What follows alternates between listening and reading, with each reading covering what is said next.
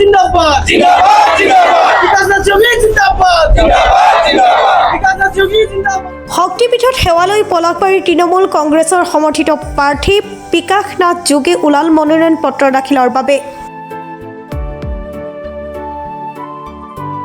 9 এপ্ৰিলত অনুষ্ঠিত হ'বলগীয়া বিধানসভা নিৰ্বাচনত 29 নং পলাশবাৰী বিধানসভা সমষ্টিৰ পৰা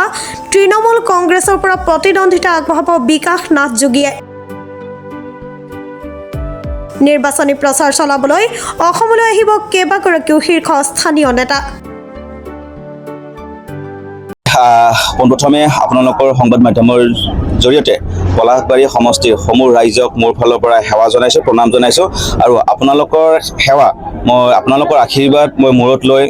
আমাৰ মা নিজেশ্বৰী মন্দিৰৰ আশীৰ্বাদ লৈ মা বাঘেশ্বৰী মন্দিৰৰ আশীৰ্বাদ লৈ মা দুধগৰী মন্দিৰৰ আশীৰ্বাদ লৈ মা চন্দিকা মন্দিৰৰ আশীৰ্বাদ লৈ আজি আমি আমাৰ সতীৰ্থসকলৰ সৈতে তৃণমূল কংগ্ৰেছ দলৰ হৈ 29 নম্বৰ পলাশবাৰী বিধানসভা সমষ্টিৰ নিৰ্বাচনৰ বাবে আজি আমি মনোনয়ন পত্ৰ দাখিল কৰিবলৈ যাবলৈ ওলাইছোঁ আৰু খুব ভাল লাগিছে যদিও আমি আজি যিহেতুকে তাত বেছি গাড়ী সোমাব নিদিয়ে আমি আমাৰ যিখিনি পাৰোঁ আমাৰ ওচৰ চুবুৰীয়া মানুহখিনিক আমি লগত লৈ আমি মনোনয়ন পত্ৰ দিবলৈ যাবলৈ ওলাইছোঁ বহুত ভাল লাগিছে আপুনি পলাশবাৰী সমষ্টিত আশাবাদীটো ভালেই আশা কৰিছোঁ কাৰণ এইবাৰ পলাশবাৰী সমষ্টিৰ জনসাধাৰণে বুজি উঠিছে যে বৰ্তমান সময়ত আগৰ বিজেপি চৰকাৰখনে তেওঁলোকে আমাৰ যিখিনি সৰ্বসাধাৰণ ৰাইজক মূল্যবৃদ্ধিৰ জৰিয়তে কঙা কৰিছে আমাৰ যিবোৰ জ্বলন্ত সমস্যা আছে সেই সমস্যাবোৰৰ পৰা দূৰত থাকি তেওঁলোকে আঁচনিৰ টোপেৰে তেওঁলোকে যি জনসাধাৰণক তেওঁলোকে শাসন কৰি আহিছিলে তেওঁলোকে শোষণ কৰি আহিছে আৰু এইবাৰৰ জনসাধাৰণে পলাশবাৰী সমষ্টিৰ ৰাইজে চিণ্ডিকেটৰ বিৰুদ্ধে পলিউশ্যনৰ বিৰুদ্ধে আমাৰ যিবোৰ সমস্যা এই সমস্যাবোৰৰ বিৰুদ্ধে তেওঁলোকে শিলডল ভাঙি আহি তেওঁলোকে নতুনত্বক সুযোগ দিব বুলি মই আশাবাদী দুৰ্গ বুলি বিশেষ এনেকুৱা একো নাই আগতে এইটো বিজেপিৰ হেৰি নাছিলে জাতীয়তাবাদী এটা হেৰি আছিলে তো সময়ে সময়ে মানুহবিলাকে পলাশবাৰী সমষ্টিৰ ৰাইজে নতুনত্বক সুযোগ দিয়ে তেওঁলোকে চায় তো তেনেস্থলতো এইবাৰো যে বিজেপিয়ে যে ইয়াৰ পৰা আহিব পাৰিব বা বিজেপিয়ে শাসন কৰিব পুনৰবাৰ সেইটো আমি মুঠেই নাভাবোঁ পলাশবাৰী সমষ্টিৰ ৰাইজ সচেতন পলাশবাৰী ৰাইজে এইবাৰ ভাবি চাব যে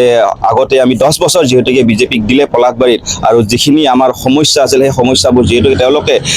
সমস্যাটো সমাধান কৰিবলৈ যিহেতুকে সক্ষম নহ'ল সেই ক্ষেত্ৰত আমি বিশ্বাস আছে জনসাধাৰণৰ প্ৰতি জনসাধাৰণে এইবাৰ তৃণমূল কংগ্ৰেছক আমি যিহেতুকে ইয়াৰে স্থায়ী বাসিন্দা হয় দক্ষিণ কামৰূপ মহাবিদ্যালয়ৰ পৰা মই ছাত্ৰ ৰাজনীতিৰ জৰিয়তে ৰাইজৰ হৈ কাম কৰিছোঁ জনসেৱা কৰিছোঁ সেই উদ্দেশ্যে এইবাৰ তেওঁলোকে মোক সুযোগ দিব